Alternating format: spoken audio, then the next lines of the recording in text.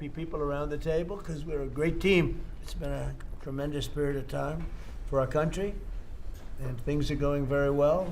Number of jobs, we have more people working today than we've ever had before in the history of our country, and many other things. And I have a few words to say to you that I think will be helpful. And last night was incredible, not only Texas, but so many other places, and the numbers were fantastic. And they've really been that way for a year.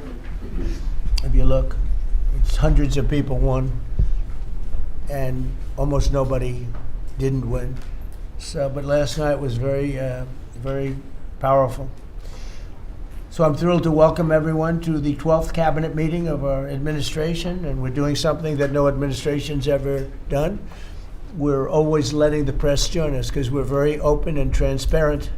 You like the word transparent, but we're more transparent than any administration in history. No, to the best of my knowledge, press has never been invited ever to a cabinet meeting for any reason at all. And it's an honor to have you. This team has achieved more than most other administrations achieve in 8 years. We took the most dangerous, unsafe, violent, and open border in the world. Anywhere in the world, there's no border like the border we had, and created the most secure border in the history of our country. We had no people, 12 months now, no people reported in the last 12 months came in illegally. 0 illegal aliens admitted to the United States in the last 12 months. And those charts are made by, you would say, politically unfriendly people.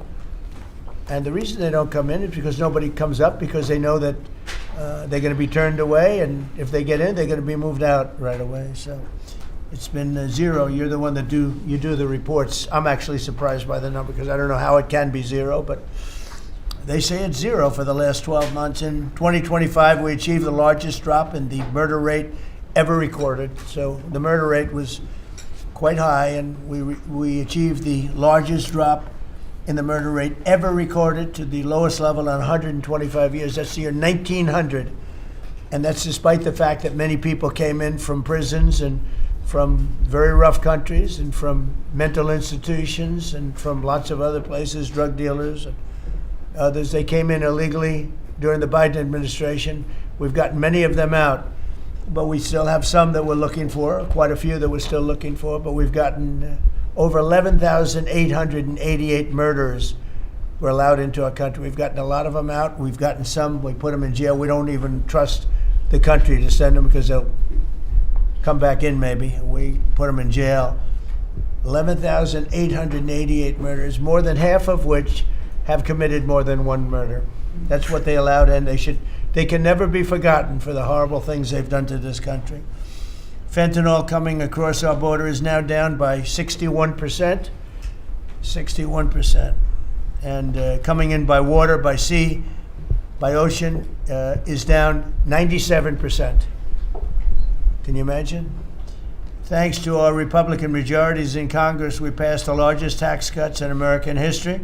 All Democrats voted against the tax cuts, putting more money in Americans' pockets. This year, the typical family got tax refunds of nearly almost close to $5,000.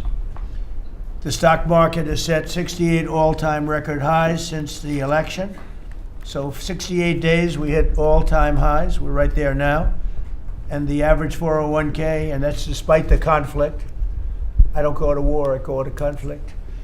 Despite the conflict with Venezuela, who no longer has a Navy, no longer has an Air Force, no longer has a lot of people that were leading the country into very bad places. Their leadership is gone. Their second rung leadership is gone, and we're dealing with their third, half of their third, because half of their third is gone too.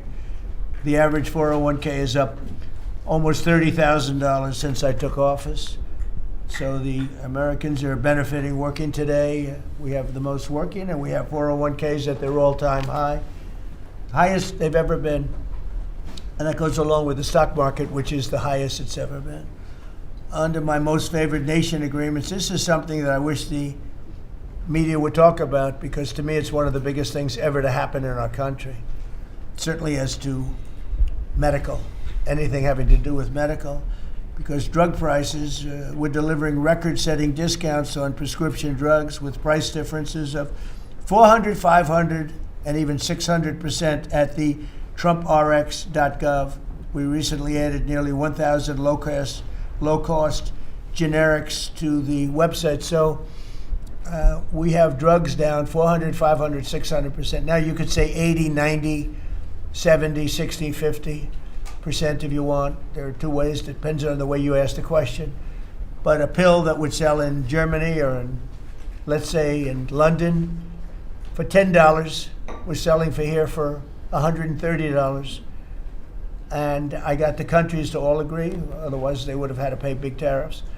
I don't want to go into it, but I had some very interesting discussions. They said vehemently no, and then when I said, that's all right, we're going to charge you a 50% tariff on everything you sell into America, they said, well, like we said, we'll say yes. And every single country agreed, and every drug company agreed. So we have most favored nations. So we were paying the highest drug prices in the world. Now we're paying the lowest drug prices in the world. So that pill that I talked about would go from $10 to $20. The world is bigger than the U.S. Hard to believe, but it's true. So it's not like you cut it in the middle. You just had to go up a little bit, but a little bit is a doubling of a price. So a little bit's a lot.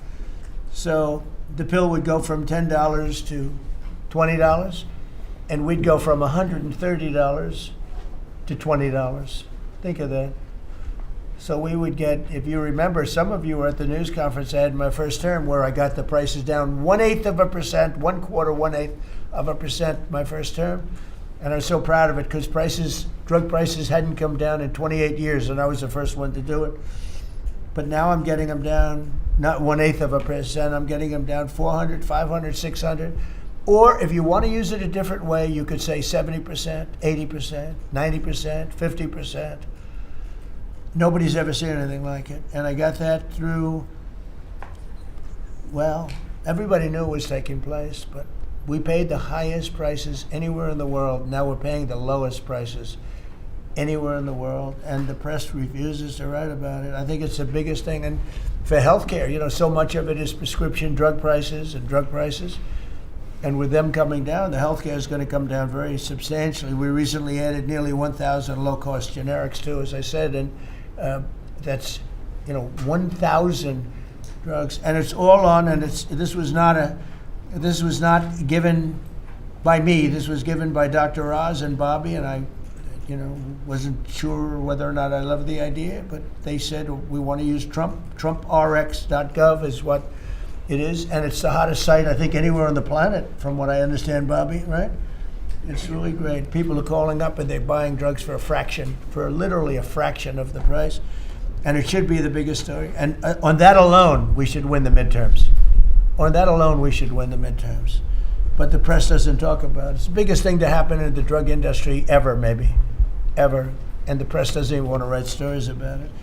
We made the largest ever investment in U.S. military, $1 trillion, and we're asking actually for $1.5 trillion for the coming year.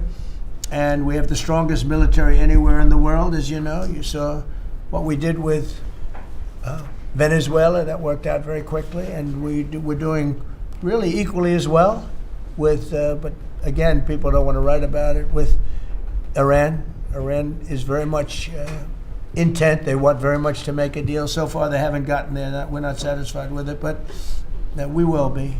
We will be either that or we'll have to just finish the job. But their Navy is gone, as I've said 1,000 times. Their Navy is gone. Their Air Force is gone. Everything's gone, and they're negotiating on fumes. But we'll see what happens. Maybe we have to go back and finish it. Maybe we don't.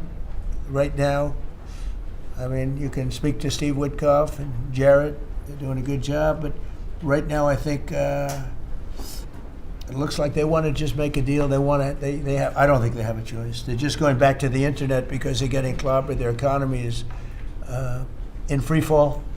They have 250% inflation. Their money has no value.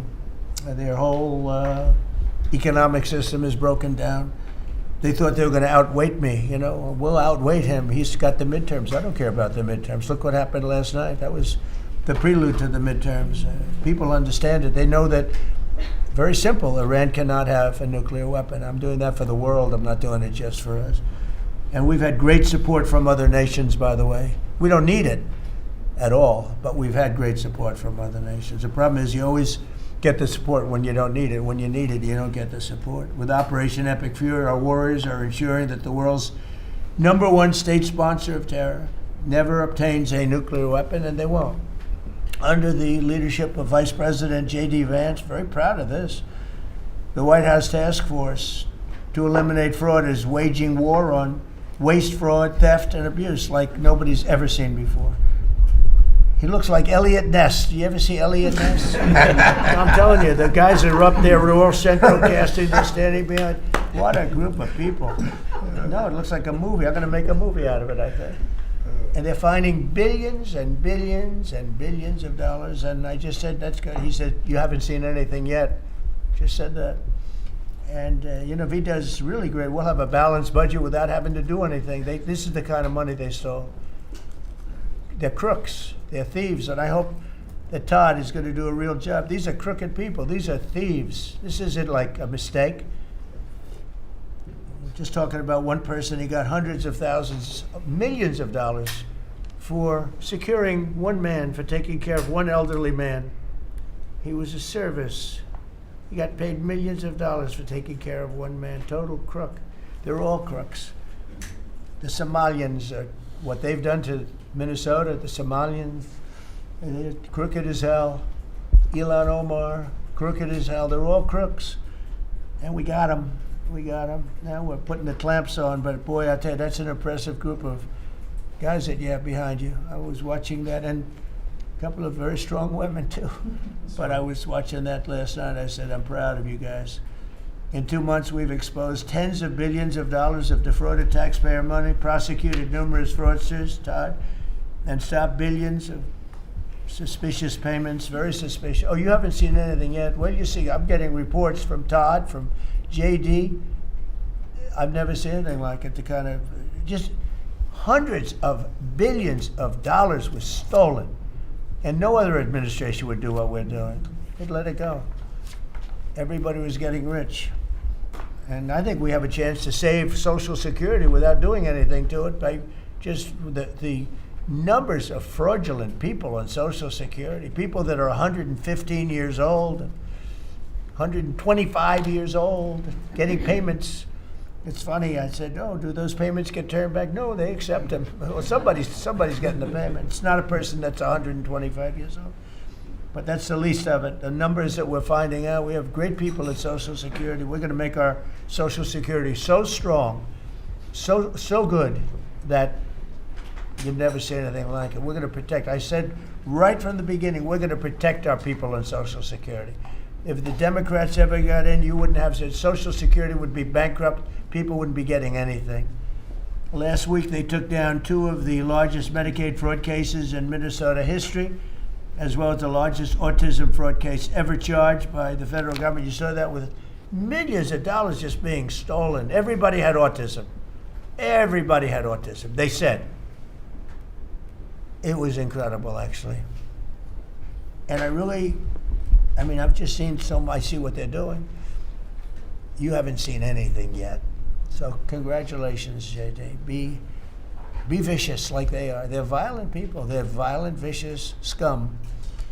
Before asking Vice President Vance to speak about these efforts, I want to express our tremendous gratitude to our outgoing Director of National Intelligence, Tulsi Gabbard, who's a terrific person, actually.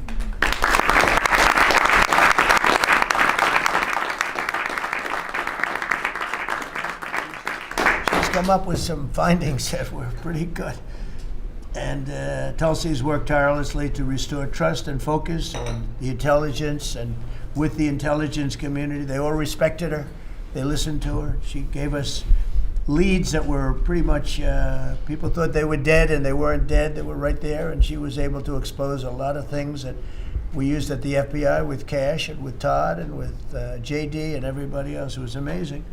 She dramatically reformed the Office of Director of National Intelligence, and cutting the staff by 40%, and she prevented countless terrorists and cartel members from entering the United States.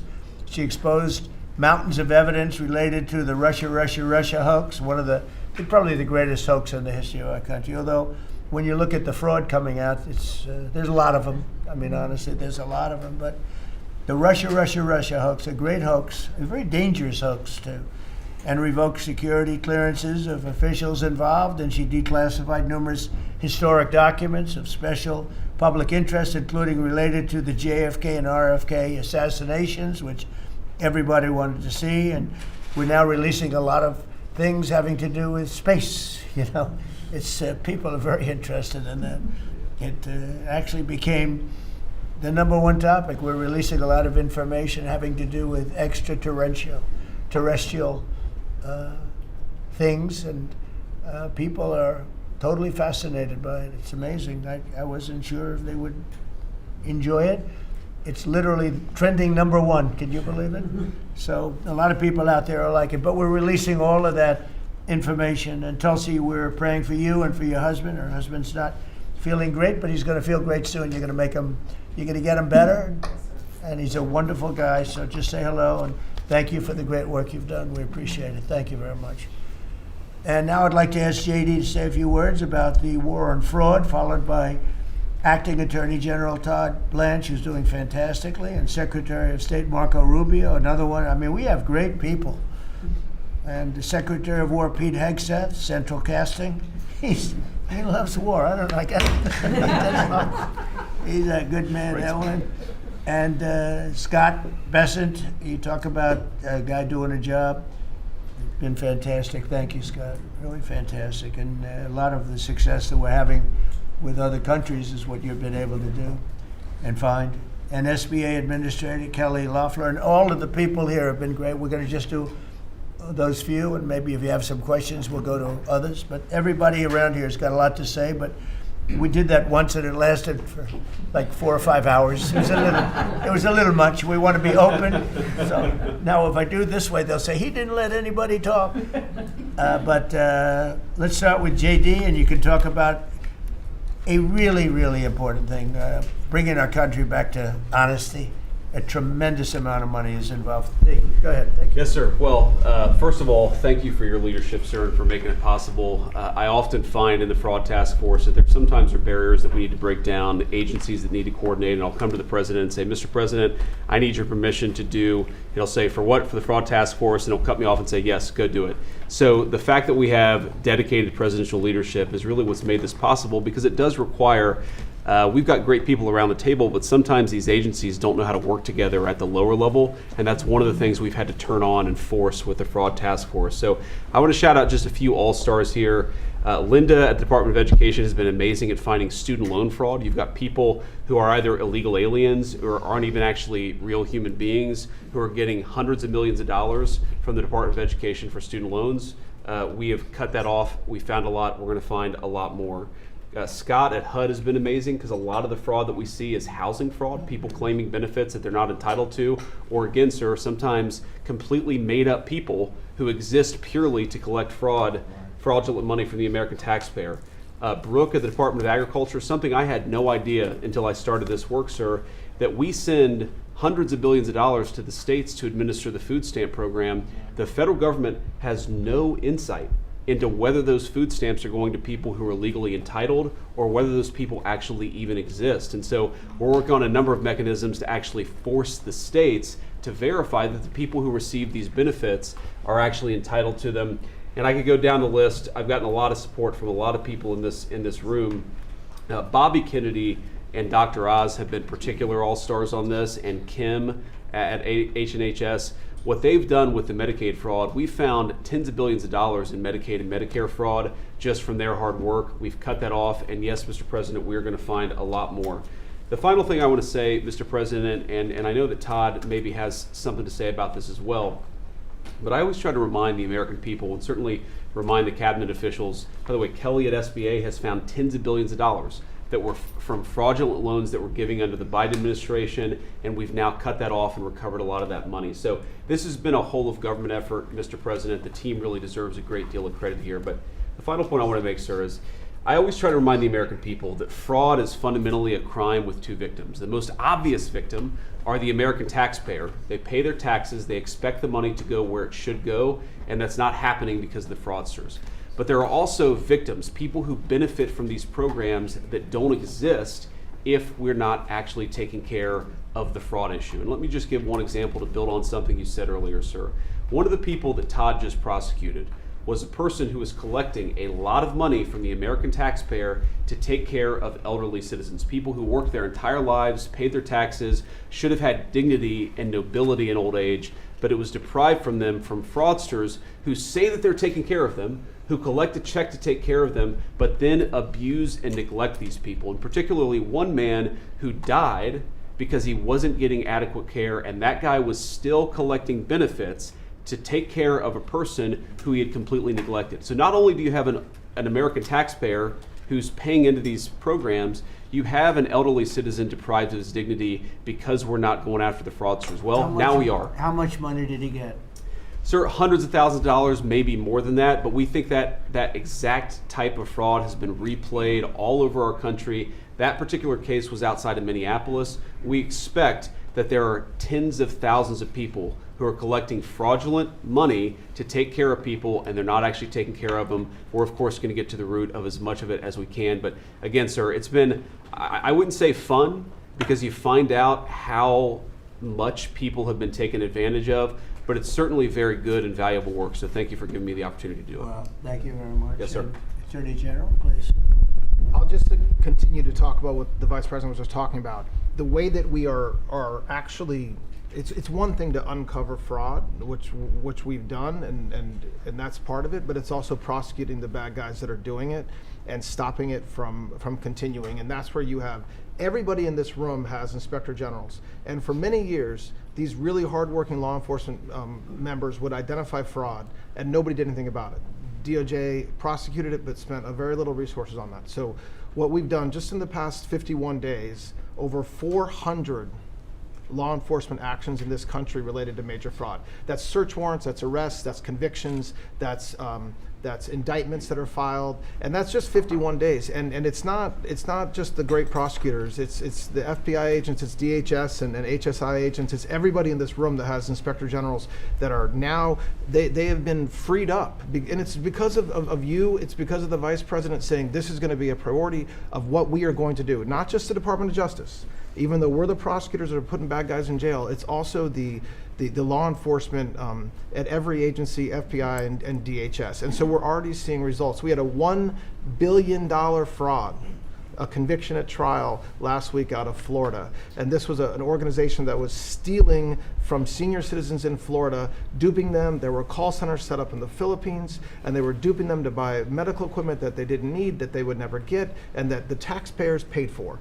And so that's a good win. We arrested 15 guys in Minnesota last week. The Vice President mentioned one of them. These are people that are not, they're just stealing, and many of them are here illegally. And so you have people who are in this country illegally, who are then taking advantage, and the Vice President says something a lot that resonates with me. The generosity of the American people, the generosity of everybody in this room, the leadership, to take care of the people in this country that are the most, that deserve it the most. Children who are supposed to get food at school, and you have men just stealing, taking that money. And so that's what we're focused on. We are standing up, as you know, Mr. President, you allowed us to stand up a new division at the Department of Justice. It's our entire existence of that division is to combat what we're talking about. And then every U.S. Attorney's Office is now focused on it as well. So this is something that will result in a better place for every citizen in this country and save money, a lot of money, and also it's the right thing to do for our tax dollars, Mr. President. And billions of dollars was given out just very quickly before Biden left office. Billions and billions were given out. And I mean, I know of many cases, but one, I don't know what's happened with it, but I think you're looking at it. I know Lee was involved in it environmentally. Stacey Abrams was given $2 billion for an account that had $103 in it, an environmental fraud, I guess. And she had $103 in this newly opened account. And before leaving business, they put $2 billion into the account. And they had no reason for existence. They were unable to say what they did with it. $2 billion. Lee, do you want to just mention something about that? Well, thanks to your leadership, Mr. President, that was canceled. And they no longer have access to that $2 billion. They won like hell. They wanted that money. Go ahead. In fact, it was over $29 billion that it's now been canceled at EPA. You told us to make it a priority. Now this happened as soon as you came in. After the election, before your inauguration, they were caught on video saying that they were rushing to get billions of dollars out the door before you're swearing in because they were afraid that once you were sworn in, you were going to stop it. Well, that part, they were right. We did. Yeah, we did. Great job. And we're happy to do it, Mr. President. And, the Department of Justice under Todd Blanche's leadership, they just secured another big win in an appeals court on some recently canceled grants for different agencies. So great attorneys making sure that this accountability is delivered over the finish line. It's been a great team effort. And we're building more, most importantly, we're building more factories and plants in the United States now than at any time ever before. $18 trillion coming in. That's not including the 12th month, that's 11. And I say it often that the Biden administration had much less than $1 trillion, and we have $18 trillion. And when those final numbers come up, they'll be even higher than that. That's a record in the history of the world. No country has ever done that. And that money's going into plants, and you are giving them very fast approvals, thorough and environmentally correct, but fast approvals, and you're doing a fantastic job. Thank you very much. Another man doing a fantastic job, I think we all agree, is Marco. You're all over the place, right? I watched you last night in 3 different locations. So tell us about Iran. Well, first of all, the bottom line is Iran's never going to have a nuclear weapon. And if recent events have done anything, is just remind us once again that they are the world's leading sponsor of terrorism. And they can never have a nuclear weapon. Now, the president's preference, Mr. President, your preference is told us repeatedly, is always to negotiate these things and to figure out if you can have agreements. Diplomacy is always the first option. And we continue to work on that through your envoys, Mr. Woodcoff and Kushner and others, the vice president, who've been very involved. And if there's an agreement to be made, we want that to be made. I think there's been some progress and some interest, and we'll see over the next few hours and days whether progress could be made. I just want to remind everybody, Mr. President, you know this well, you have other options available to you if that doesn't work. But the bottom line is that we prefer the negotiated diplomatic route, and we're going to give it every chance to succeed. I know you're giving it every chance to succeed, Mr. President. But here's the bottom line, because I keep getting asked, what is this all about? It's very simple. Iran and these people in charge of Iran can never have a nuclear weapon, and they will never have a nuclear weapon, and they most certainly will not have one as long as you're President of the United States. On that point, it's very clear. Just 2 quick things I want to touch upon. One, you touched upon the border and security. Part of securing our border is dealing with the people that are in this country unlawfully, many of whom do not want to go back to the country that they originally came from for a variety of reasons. Either we can't send them there or some judge ties us up. And one of the key things we have achieved is now 20 countries have signed third country national agreements, meaning these are safe countries where individuals who refuse to go back to their country of origin can be sent to that country instead. We've gotten 20 countries now around the world who have signed agreements that allow us to deport people to those places. What often happens when you go to the person who's here unlawfully and say, we're going to send you to this third country, is all of a sudden they decide they'd rather go back to their home country instead. So it gives the ability to enforce all laws, and we work very closely with the Department of Homeland Security on that front. Something else that I know is concerning people, because it's on the news, is Ebola. Our number one obligation, we're involved in foreign policy, but even our foreign policy, the number one priority of our foreign policy is to protect the American people. We cannot and will not allow any cases of Ebola to enter the United States. And so the State Department and other agencies represented here, the Centers for Disease Control, HHS, others, are working very, very hard to contain this crisis to the countries where it's currently located, particularly the Democratic Republic of the Congo. And so we've surged assistance to make sure that is being contained there. And obviously, multiple agencies involved here are also very involved in tracking people, just to make sure that nobody comes into this country that has Ebola and creates a problem for us. And we feel like we've got good efforts in place to do that, and Americans should feel assured that the President and his administration is doing everything we can to protect them on that front. My last point, you said I was all over the place. One of the places I stopped in last night was to initial the Trump route for prosperity in Armenia. This is a key linchpin of the peace deal that you were able to achieve between Armenia and Azerbaijan. Right. And in addition to that, we also signed a critical minerals MOU with them and a strategic engagement one as well. So just a reminder of another war you helped to settle, Mr. President. But from that has now we are seeing the emergence of a great new relationship with Armenia that really had grown stagnant for a very long period of time. So we're doing well on that front as well. Thank you. And could I just ask you, Cuba and Venezuela, what's going on there? Well, interesting. On Venezuela, that process continues, that three-phase process, of obviously stabilization, recovery, and transition. I would just say, just since January 3rd of this year, okay, and I think this number's right, and Chris or Doug can correct me on this, but I think over 10 million barrels of Venezuelan oil have been delivered to the United States since the 3rd of January. That industry is being professionalized for the first time ever. It's going to the benefit of the Venezuelan people. They are selling oil in the market at market rates. The money's going to an account in the United States, controlled and monitored by Treasury, audited by KPMG, and it's for the first time ever the money's not being stolen. It's going to the benefit of the Venezuelan people. Cuba's in a lot of trouble because, unfortunately for them, it's run by a bunch of incompetent communists. And being communist is bad. Being an incompetent communist is like the worst. And but the country's been taken over by this company called Gaesa that basically controls 70% of the economy. None of the money in that company goes to help the Cuban people, none of it. So we'll be talking to them, we'll be working on it. We want something good for the Cuban people, and hopefully there'll be a good outcome there for them. There needs to be. It's 90 miles from our shores, and having a failed state 90 miles from our shores is a threat to the national security of the United States. So we're producing right now more oil by double than Russia and Saudi Arabia combined. There's never been anything like that. We don't need oil, we don't need the Straits, we don't need anything, but we have more oil now being produced by 2 times than Russia and Saudi Arabia combined. It's a great stat. You want to say something about that? Well, I would, President Trump, under your leadership, we've opened up lease sales on public land. This is land that was put away for the benefit and the use of the American people, like the Strategic Petroleum Reserve in Alaska. The Biden administration had illegally stopped holding lease sales during their administration. President Trump famously said, drill, baby, drill, but before you can drill, you've got to open public lands. Between the lease sales that have happened in the Permian, in the Bakken, and on the North Slope, just since January of this year, it's over $4 billion of revenues come into the Treasury. That's 13 times more than the Biden administration brought in on lease sales in the entire 4 years they're in office. Sir, your policies brought that in 5 months.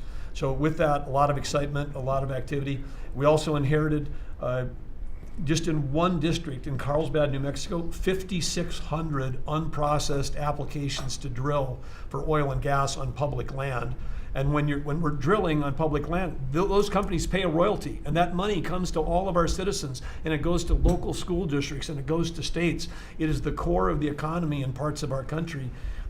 The team down there working for the Department of Interior, Bureau of Land Management, has dropped that by 91%. It's one of the reasons why they had a record lease sale. It's because now people go, I can bid on federal land and I'm going to get a permit to drill, and it's not going to take me 5 years to get it. I'm going to get it in a month or less. And so it's exciting to see your vision. And of course, with this energy dominance, us, as you just noted, largest oil producer in the world, largest natural gas producer in the world, largest natural gas exporter. This is an opportunity for us to bring prosperity and affordability here at home, but also bring peace abroad. So President Trump, your energy dominance strategy with Chris Wright, Lee Zeldin, all the people that are working on this, people around the room, it's been really incredible. And of course, you mentioned Venezuela, but all that flowing to our Gulf Coast refineries is also helping to keep the price of gas down at home. So again, it's an amazing transformation. Bottom line is the center of geopolitics around energy has moved from other parts of the world to the Western Hemisphere in the last 5 months. You turned Venezuela from a sanctioned adversary into a strategic ally in 45 minutes. Never happened in history before.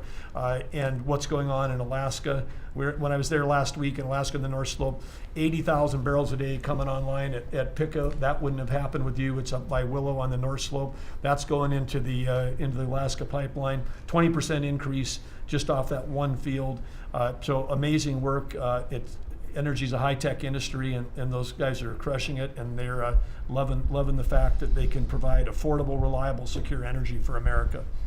And we're working very hard in California. You know, a lot of people don't know this, but California has tremendous oil reserves. Used to be number 3 in the nation, and the radical left has just wiped it out. And we're working very hard to get that open again and get it so the people, their gasoline prices, their lack of energy is just staggering. It's staggering. And we're actually making very good progress. Even people that were against that at one point, now they're saying, wow, that'd be great. But people don't realize it was one of the, right, Chris? It was one of the top drilling states, one of the, I would say in terms of reserves, as among the top in the country. Nobody thinks of that with California. Everything was just closed down, really violently closed down. And we're opening up some of it, and we're being met with actually great spirit, because they're paying so much for gasoline that they don't have to be doing that. And they have a very incompetent group of leaders, like grossly incompetent. So I think that's going to be something. On a slightly smaller subject, while Doug was speaking, Department of Interior, he and his people have done a fantastic job on D.C. D.C. is looking beautiful. The fountains are almost all open. We had 28 of them. And we have one in particular, a very long lake, we call it, the reflecting lake, between the Lincoln Monument. Nobody's ever seen anything like it. You take a look at, between Lincoln and Washington, you have the longest, like 2,400 feet long. That's longer than the tallest building in the world if you set it on its side. And it's almost 200 feet wide. And actually it was built in 1922, and from 1922 on, it really never worked. It always leaked, and it was a problem, and a lot of things. And hundreds of millions was spent. The Biden administration and the Obama administration spent hundreds of millions of dollars trying to get it to work, and they failed. And we'll be spending, you'll give me a number, but I think it's a very low number. It's like in the number that we originally talked about, where we cleaned it, we fumigated it. We had 10 major truck dumpsters of garbage taken out. Can you believe it? A friend of mine came in, very substantial person from Germany, wanted to see the Washington Monument. I wanted to see the Lincoln Memorial. And he said, I looked, but that horrible reflecting pond is disgusting. It's filthy, dirty, and disgusting. I said, really? I drove down. I said, Secret Service, let's take a drive. And we went down. I said, that's terrible. And for the most part, it didn't work. I mean, they wouldn't even have water in there. But when they did, it was just dirty, filthy water that leaked out. And we got to work on it. And it was supposed to cost almost $400 million, because it's like putting the skin on a skyscraper, but bigger, much bigger. Many skyscrapers, you could almost say, other than for the world's tallest. Think of it, the world's tallest skyscraper is shorter than 2,400 feet. So we went to work, and over the years I built hundreds of pools. I build them every time I built the building. I always like to build Olympic-sized swimming pools, and I was very aware of swimming pool, what goes into making a swimming pool. It's not as simple as people think. You never want it to leak. You want to have beautiful surface. I said, I have an idea, Doug. We sat down. I said, let's take that long thing where we're going to fix it with concrete, which leaks, concrete, and all sorts of other materials that all leak and don't look good. They're gray. And, swimming pool, I have a swimming pool right up the road. I built it 22 years ago. It's perfect. I said, does it ever leak? No. It's perfect. Good contractors. I actually called in a couple of the contractors, got some ideas from them. And I gave it to Doug, and Doug's done an unbelievable job. And so they were going to spend maybe $400 million. I don't know. You never know with cost overruns and everything, but it was going to take years to build, 3 years, 4 years. And we'll have it done before July 4th, substantially before July 4th. If we didn't have such bad weather the last 4 or 5 days, we could have been almost done. You can't do the substance of the rain. And what they did is they cleaned it. They took out, as I said, more than 10 dumpsters of garbage, shovels. It was disgusting. Every corner had massive amounts of, I guess that's the way the tide goes, but they had massive amounts of garbage. We then steam cleaned it.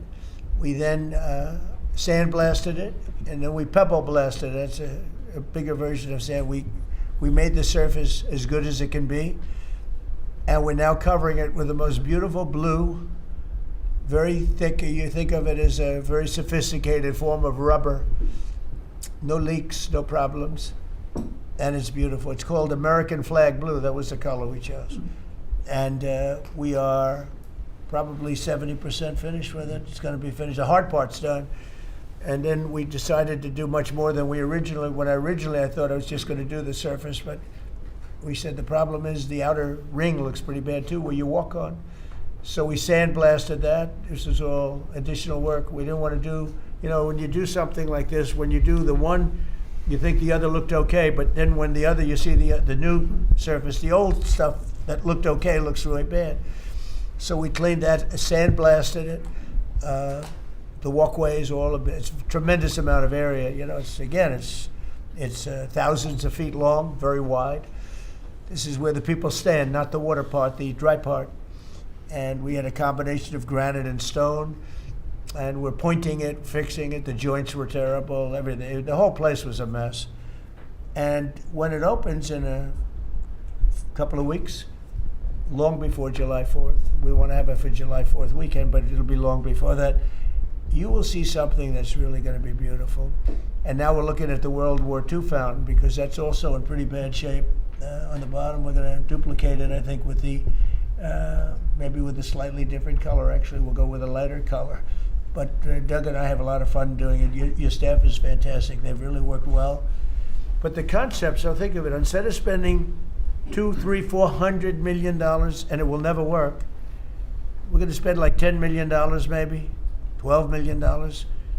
Instead of spending 4 years, we're going to spend, like if you add it all up, like a couple of months. And instead of going through 4th of Julys as a horrible construction site, we're going to have it open before the 4th of July. And the difference is it's better. Somebody said, oh, well, but it's not the same. Some of the fake news would say, well, but it's not. No, it's like the pen story. The pen is better at $2 than it was at $2,000. This is the same thing. This is far better. Won't leak. It'll last for 50 years, maybe 100 years. They didn't even know. I said, how long will this last? Oh, I think you'll get 50 years out of it. We did the swimming pool treatment, but they said, sir, for a little more money, we can get industrial strength. I said, that sounds good to me. Same color, same everything, same stuff, but it's actually much stronger. It's used for industrial. I said, I love that. So we're going to have that open. It's going to be really, really beautiful. And it's a very important thing. We can't have people looking at the Washington Monument, going the memorial. If you take a look, the Lincoln Memorial, it was built, I guess, a little after the Lincoln Memorial. It's embarrassing. It was so horrible. I never saw anything like it. It was filthy dirty. It was Biden. And they spent, between the two of them, they spent hundreds of millions of dollars trying to fix this thing. Now, when Obama did it, he spent way over $100 million. And they had a great idea. Let's use the water from the Potomac. Because environmentally, they liked it. Somebody said that was good. But the water from the Potomac was not suitable for this, to put it mildly. It was disgusting what happened. And so they spent hundreds of millions, over $100 million, and they immediately closed it. It was closed for many months and nobody did anything. It was closed. It's basically been closed. But go back to 1922. It was always sort of, people think of it as beautiful, but it was always a mess. It's going to be unbelievable. It will be unbelievable. It's actually exciting. I want to ride over there today if I can. I always have a problem with Secret Service is in love with my walking along, checking the sidewalk, the new sidewalk, to see whether or not they pointed it correctly. But they do. We have great contractors doing the job, but we'll spend a very tiny amount of money, and it'll be better than it ever was when it was built in 1922. It's very exciting, actually. To me, I love construction. It's very exciting. And we do many things. We did 28 or 29 fountains. I made a contribution to redoing Lafayette Park. That's the entrance to the White House, and it was an embarrassment. The floors were broken. They had bricks. Some of the bricks were missing. You know where they're missing? They took them out to throw at people. We're going with them. It's going to be a world-class park. It'll be open pretty soon. They're doing a lot of work over there. That was a contribution that I made with some other people. And it's going to be really beautiful. That was really the front door to the White House, but you couldn't even use it. It was so terrible. People would come to the White House, and it was so terrible.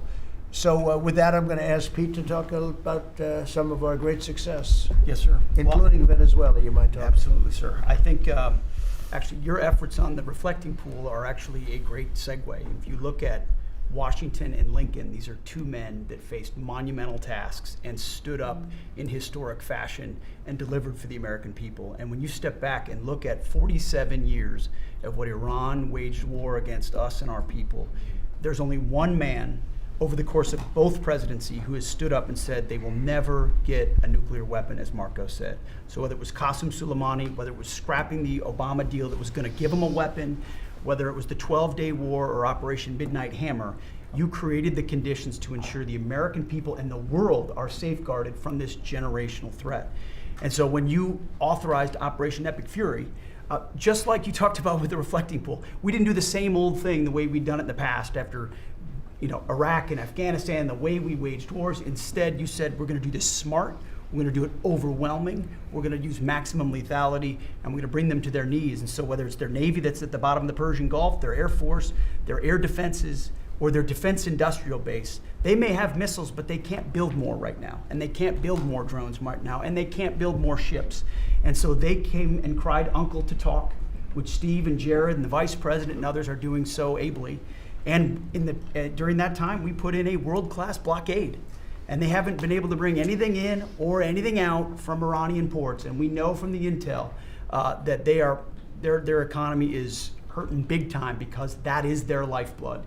And again, bringing them to the table. So whether it is through the efforts of your negotiators that they ensure that they never have a nuclear weapon, or we have to go back to the War Department to finish the job that way, we're prepared to do that. And I think even our reach on the dark fleet of Iranian tankers, no Iranian tanker around the globe is safe. And we've seen seizures all around the globe, again, choking off their economic lifeblood. But all of this is possible, Mr. President, thanks to the investments that you've made in this department, firing on all cylinders.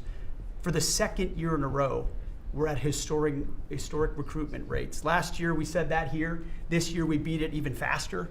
The American people are excited about what you're bringing to our department. Our defense industrial base, $50 billion in private investments. Because of the meetings you've held, defense manufacturers are investing in new plants and new manufacturing, new production lines, so that we're getting weapons faster than ever. And then the $1.5 trillion that you've committed to the department going forward, that's 1 million American jobs. 1 million American manufacturing jobs. That's Golden Dome for America, that's F-47, that's B-21, that's 50 billion in drones. We're going to lead the world in drones, shaving years off of production of all of those, everything under budget and ahead of schedule, which is what the warfighter deserves. And we saw it, you mentioned Venezuela, Mr. President, you saw it on display there. Think of the fact that our Southcom commander just landed via helicopter at our embassy, peacefully at the welcome of the Venezuelans, because we're now partnering with them, hopefully, even on the counter-cartel mission as we secure our hemisphere. So we've secured that southwest border. We're going to war with the cartels through the America's Counter-Cartel Coalition. Venezuela is a big part of securing our energy future and defending the homeland. And then I just want to note one more thing to give you a sense of how committed this president is. Maybe a year ago, he heard the call of Nigerian Christians who were being targeted and killed by ISIS in Nigeria. And he said, Pete, I want the War Department to focus on ensuring that we do everything we can to protect those Christians. Partnerships like that can take time behind the scenes, but he never wavered on it. And we got the assets there, and over the last month, and there hasn't been much coverage of this, we killed ISIS #2 in Nigeria, who's most responsible for killing Christians and trying to target the U.S. homeland, and have since, because of the intel we gathered, killed hundreds of ISIS members who were targeting and killing Christians in Nigeria, creating a whole new opportunity there. So there's a lot of things we do that the media pays attention to, and a lot of things the president empowers the department to do on behalf of the American people that he deserves great credit for. Thank you. Great job. You're doing a great job. I just want to say on recruitment, we're very proud of the fact that for the previous 4 years, previous administration, they couldn't recruit people. And that included, by the way, police and firemen and others. They were not proud of our country. And they couldn't recruit. Anybody with a uniform and was having a hard time recruiting. And they set record low numbers. They were way, way behind. And literally from November 5th it started. It started even before we got going. But from the time we won the election to now, we've had numbers of recruitment, the likes of which we've never had. Record recruitment in every single branch, and that includes police and firemen. Record recruitment, so we're very proud of that. Thank you. Great job. Thank you, sir. Kelly, please. Mr. President, you have made us a nation of builders again. You're leading us to the greatest economy that the world has ever known, and I see that every week as I travel this country, main streets across dozens of states, from Alaska to Maine. I've been in many of those states 2 or 3 times. I hear it everywhere I go. Please thank the President for putting us back on track. They thank you, they love you, they want more of what we're doing: tax cuts, deregulation, fair trade, energy dominance. Small businesses are spring-loaded, and we see that in the jobs numbers. In the last 2 months alone, we've created over 300,000 private sector jobs in this country. Most jobs are created by small businesses, 2 out of 3. And small businesses, as you know, make up 99% of all businesses in this country and account for half of our GDP. So when that part of the economy is finally working again, they've gotten out from $5 trillion of regulation that the Biden administration put on hardworking small businesses. They penalized growth, investment, hard work, and success. But thanks to the working family tax cuts that every single Democrat voted against, hardworking families, the welders, the waitresses that I meet on factory floors across this country, from Pennsylvania to New Mexico, where I'll be tomorrow. Brooke and I are going to Arizona tonight.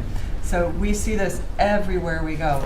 It's one of the most underreported stories in the media. Main Street is back, and that's because America first. I'll tell you the other thing about fraud. Small businesses are particularly hurt by the fraud because they're some of our biggest taxpayers in the country. And they show up every day. They work hard to provide for their employees, to build their businesses. They're doing it the honest way. And they see fraudsters taking from the American people. It's taxpayer money. And so you think about, at the SBA, we found $200 billion in fraudulent PPP loans that the Biden administration tried to hide and forgive and sweep under the rug. We've turned the first $22 billion of that over to Treasury for collections and to DOJ for prosecution. Our Inspector General is already announcing that people are going to jail. There are jail sentences now being served. We've announced that 140,000 people have been barred from ever getting SBA loans again, defrauding the government for about $9 billion.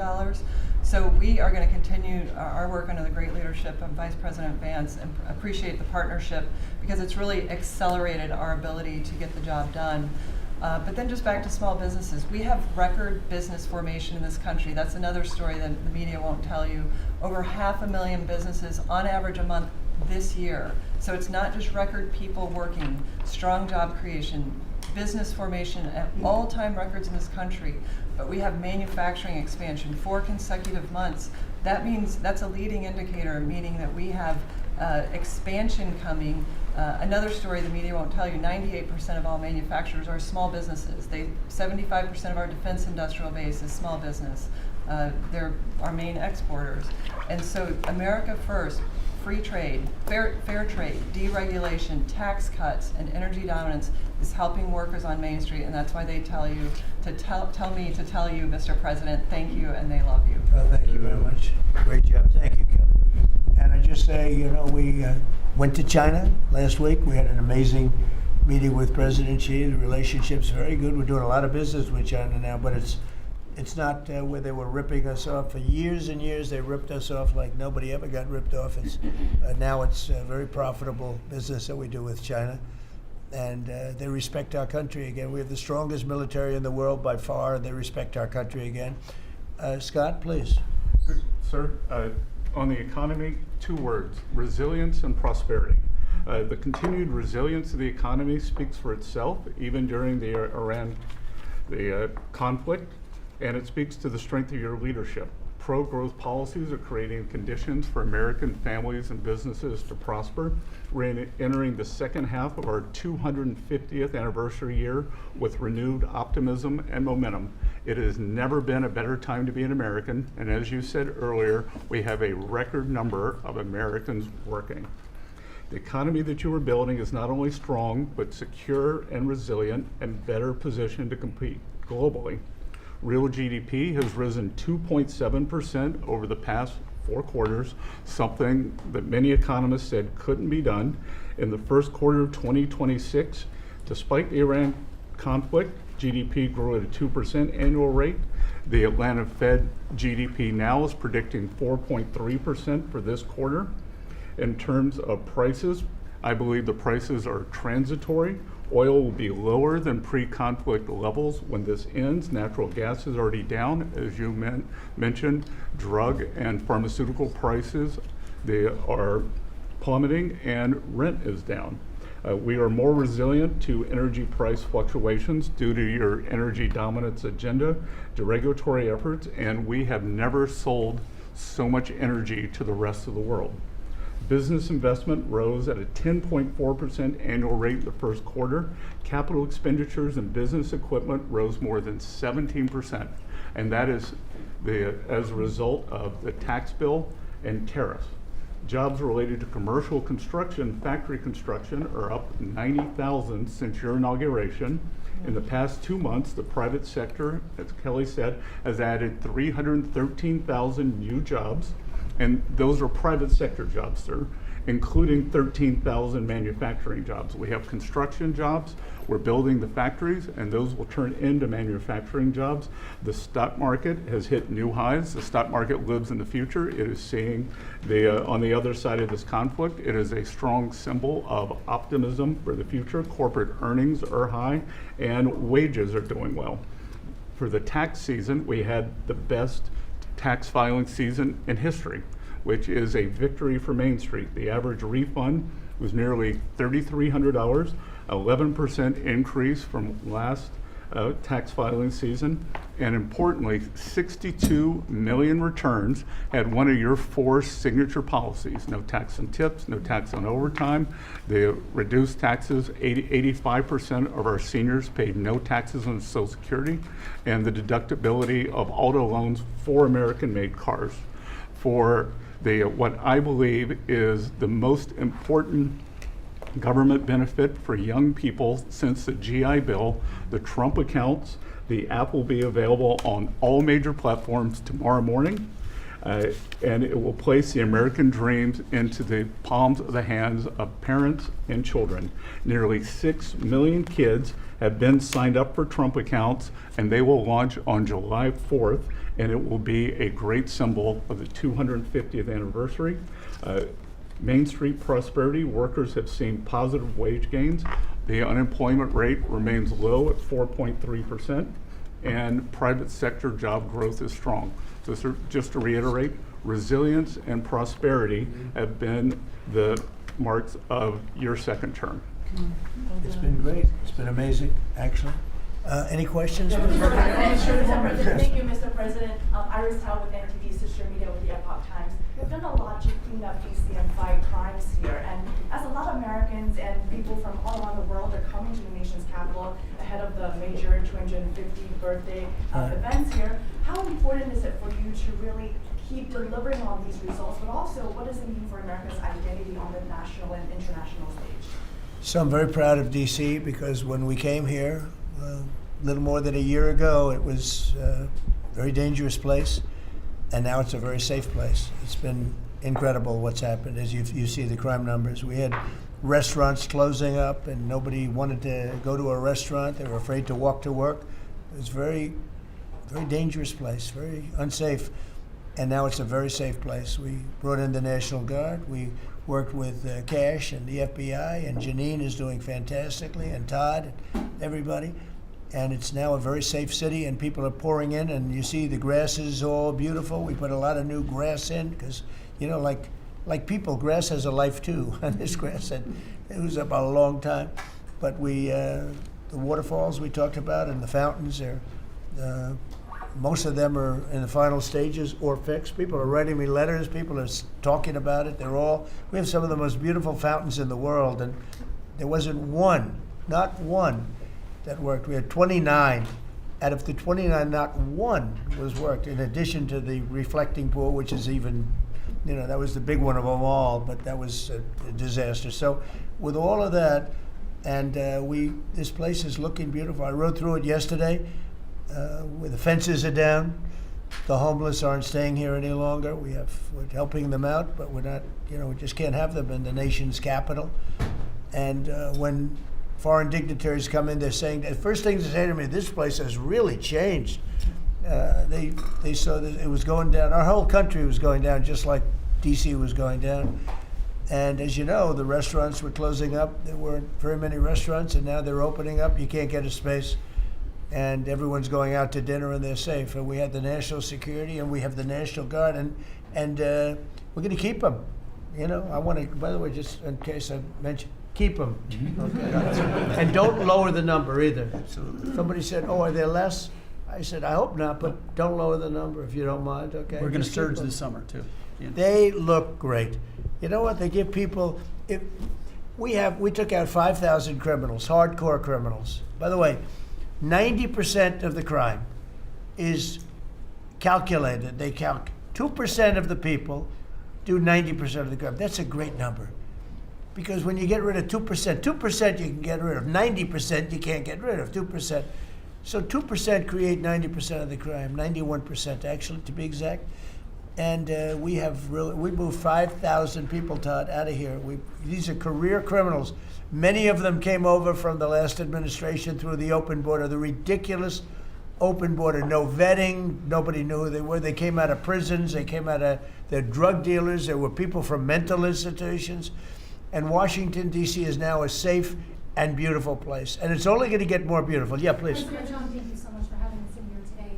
What are your thoughts? Why do you think that Joe Biden is trying to sue this Department of Justice, former President Joe Biden, to have his tapes that he did interviews on blocked from the American people hearing them? Do you think that he's trying to hide something? And maybe Acting Attorney General Todd Blanche could comment on if they will countersue and release those tapes to the American public. Are you talking about it with respect to his book? With respect to Well, I'd like to see it. I don't know. Maybe there's some constitutional reason. I don't know. I would like to see what he has to say, because we can never allow what happened to this country to happen. The man was grossly incompetent, and the Democrats, I call them the Democrats because the policy is so bad, but they came very close to destroying our country. We can never let it happen again, and I hope that you're able to produce that. I think it would be very interesting reading for people. Mr. President, Iran wants control of the Strait of Hormuz.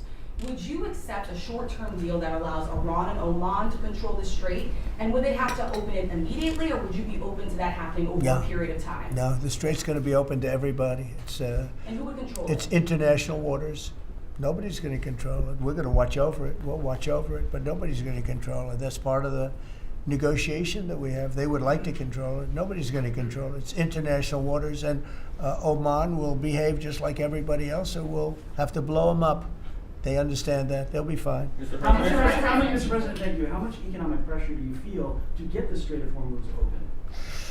Well, you have to say, the United States has so much oil that we are an exporter of oil. So we have plenty of oil. We're very lucky. We're blessed with the greatest piece of land in the world from that standpoint, and we have more than anybody else. And now when you add Venezuela to it, we have, I think, 64% of the world's oil.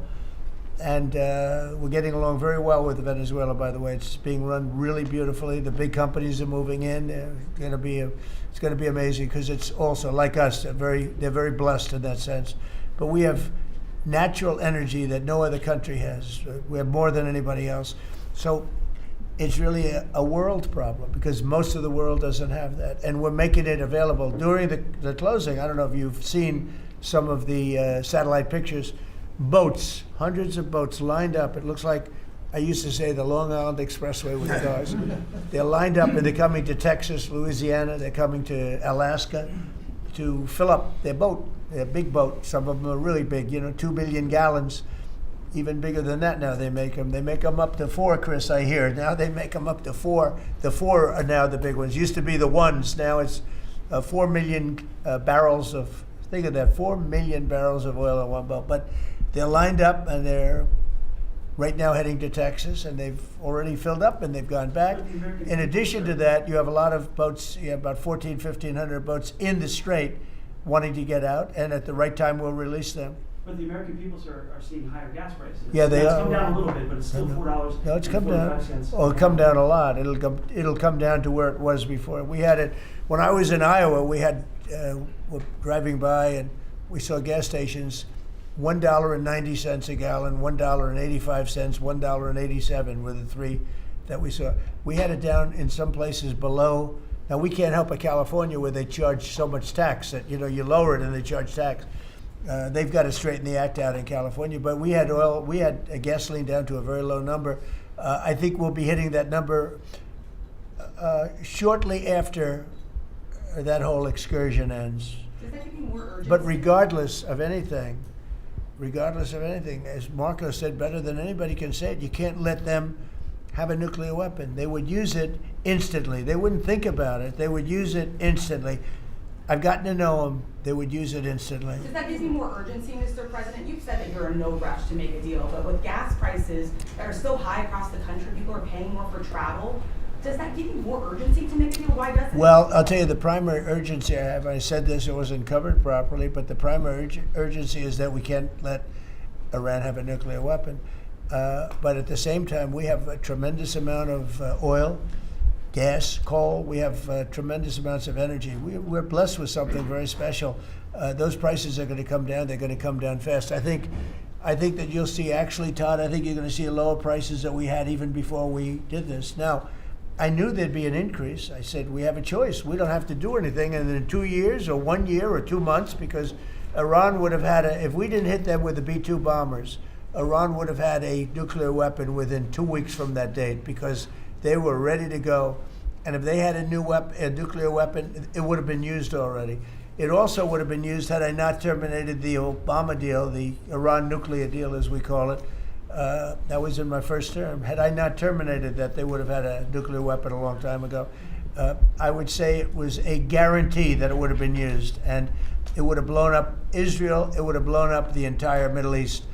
And that's never going to happen. Yeah, please. On Iran, would you be comfortable with Russia or China taking their stockpile of highly enriched uranium and have they offered to? No, I wouldn't be comfortable. That That would not make me comfortable. Is the U.S. considering easing sanctions on Iran to allow Iran to sell its crude to market? No, we're not talking about any easing of sanctions or giving money. No sanctions, no money, no nothing.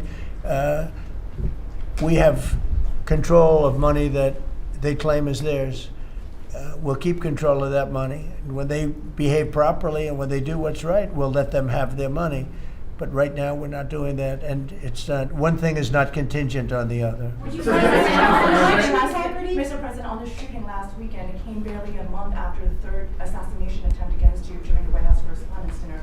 What was your reaction when you first heard about the latest shooting, and what gives you the courage to really keep doing your job effectively without thinking about these threats every day? Well, I can't think about it because if I thought about it a lot, I wouldn't be a very good president. I wouldn't be here, probably. I'd be up in some room with a locked door and say, just leave me alone. So I can't really think about it. It's just something that it's a sad part of life.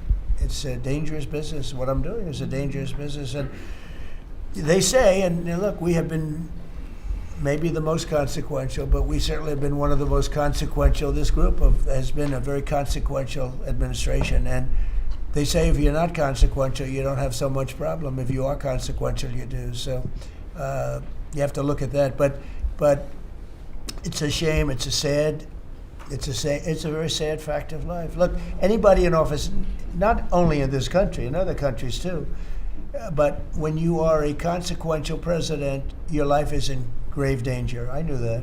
Yeah. Mr. President, how would you characterize the current state of the talks with Iran? I guess if it were a football field, what yard line would you be on? Well, I think we're doing very well. They are starting to give us the things that they have to give us. And if they do, that's great. And if they won't, then the man on my left is going to finish them off. Is there a time frame in your mind? What? Is there a time frame in your mind for? I mean, it happens quickly. The problem is every time I mention a time frame, for instance, I see, we've been doing this for a few months. Vietnam lasted 19 years. Korea lasted 8 years. Afghanistan lasted many years. They were all many, many years, and we're into it for a few months. And I read about you people like you. What's taking so long? But we're in it. We lost between two wars, two big wars, Venezuela and Iran, we lost 13 souls, 13 great people. Met the parents, great people. And it's a terrible thing, but 13. If you look at the war casualties and the deaths in wars for Vietnam and all that, they lost hundreds of thousands of people in numerous of these wars. We're very cognizant of that. We want to lose very few. We want very few to be injured. We're very careful. But war is war. War's dangerous. But we've lost 13. I saw the Democrats took an ad putting in the 13 people that were lost. And when you look at hundreds of thousands of people that were lost in the Middle East, Iraq, all the different wars we were in, we have done an amazing job. With that being said, I hate to lose 13. I hate to lose one, but we've been very capable. I mean, when you think of it, we took over Venezuela in one day. We have done a similar job, but we said we'll give them a little chance at the request of somebody that we greatly respect from Pakistan, the Field Marshal and the Prime Minister. They've been great. They asked us, would we pause the war for a little while because they'd like to, so we will do that. But we had them beat. They're, no better now. We could close it out very quickly. If we can do it in a different way, that'd be good. If we get everything we want, but we could close that out very, very quickly, and we may have to. I don't think so, but we may have to. Mr. President, ask you about the World Cup, if I could. Yeah. The U.S. spent a lot of money getting the World Cup here and increasing the infrastructure. Does the economic benefit outweigh the cost? No, the World Cup is great. It's the most successful they've ever had, ticket-wise. It's they've never had anything that sold so quickly. It's amazing because it's the United States. You don't think of I call it soccer. It's just easier to do because we have football and they have two footballs, right? They call it football. But most people never thought they'd see anything like that. The World Cup, it's turned out to be the most successful World Cup from the standpoint of what's happening than they've ever had. Yeah, please. Thank you so much. Rowena Ortiz with Turning Point USA. I have one question for you and one question for Vice President J.D. Vance on fraud. What's your message to the New Jersey leaders pushing back against ICE operations at Delaney Hall? About ICE? Yes. Or about NICE, as I call it, NICE. The NICE facility. I'd love to change the name, call it NICE. They do a great job, and it's all paid for protesters. You can see by the signs. The signs are all made by the same beautiful factory. It's a printing plant. In fact, I'm thinking about using it. They do such a nice job. These aren't protesters. These people are fake. They're all paid for. And I will tell you, Tom Holman and that whole group, and now Mark Wayne is so incredible. Mark Wayne, do you want to just respond to that? Sure. We run the finest facilities anywhere in the world of their type. But we have some horrible killers. We have guys that have murdered numerous people in there. And these are the people they're trying to protect. There's nobody that runs a facility like we do. Mark Wayne, please. Yeah, it shows that this radical left Democrats' priorities when they decide to go out and protest a detention center where we're housing rapists, child predators, murderers, drug dealers, and they choose Memorial Day of all the time to go protest something that they say that that it's because they're on a hunger strike when there was only a handful of individuals that was refusing to eat because they want their ethnic group or their ethnic right food. Well, they can go back to their country and get whatever food they want. The fact is, we're giving them the calories they want. This isn't Holiday Inn. We're giving them sanitation. But for the Democrats and the governor, like Governor Sherrill and Senator Kim and Senator Booker, to go out and do something like this of all the days is very frustrating. And we see Antifa signs are literally out there. The local police literally refusing to respond. They barricade it, not allowing our employees to come in and out. ICE has to go out there, remove the barricade, and then you have one of the senators complain because he got splattered with a pepper ball. I'm sorry, you probably shouldn't have been there. One thing I'll say about that, the local police, I know a lot of the New Jersey police, they're phenomenal. They love us, but they're told not to do anything. That's right. They love us. They love him. They even love me a lot. And I'm in New Jersey a lot. It's great. I mean, I think it's a great place. It's got a group of people running it now that are having a hard time. But they really they really like this administration. They love this administration more than any administration they've ever had. And they're thanking me all the time. And, you know, I see those guys going up and down the Jersey Turnpike with their big, beautiful hats on. I say, I'd like to look like that someday. You know, they're great. No, these are great people, and they love him, and they love ICE, and they love the Border Patrol, and they're not allowed to talk to anybody. It's like, but it all comes from the top. They have to follow orders. They want to keep their jobs. Mr. President, are you expecting Congress to pass a federal gas tax holiday? A gas tax holiday? Yeah, to suspend federal. Well, it's something we might talk about. Let's see what happens over the next week, 2 weeks. A lot of good things are happening. So President Trump, the next time next week? No, I was invited to I was going to go on Wednesday, but they closed it out very quickly. They're great. And Jim Dolan's a great guy. He's, as you know, owns and in charge of Madison Square Garden. He's having a good year. Boy, what a team. They win all their games. They have some great players. I think I'll be going to one of the games. Yeah, I was invited by numerous people and Jim, and I think I'll be going. It's great to see it. You know, the Knicks have really, they've really suffered for years, and they're doing right. They're doing right now very well. Would you accept an agreement with Iran that just calls for further talks on the uranium? Or No. is the only option? No, the not basics. Iran? No, I would for some of it, you know, because it's a memorandum of understanding for speed.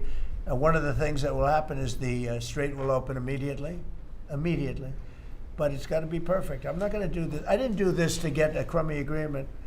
The worst agreement ever signed was by Barack Hussein Obama. What a horrible agreement that was. It was a setback for this country, for the whole world. The Middle East would have blown itself up. No, I would like to have the countries we were talking about, with Saudi Arabia, UAE, Qatar, and the others, we'd like to have them immediately join and Steve Witkoff is working on that with Jared and some others, but would like to have them join the Abraham Accords. It'll be historic if they do it. And I think they owe that to us, to be honest. I think, because that really would be a tremendous sign. And I think those countries owe it to us. Steve, are you going to get them to sign? We're definitely pushing it, Mr. President.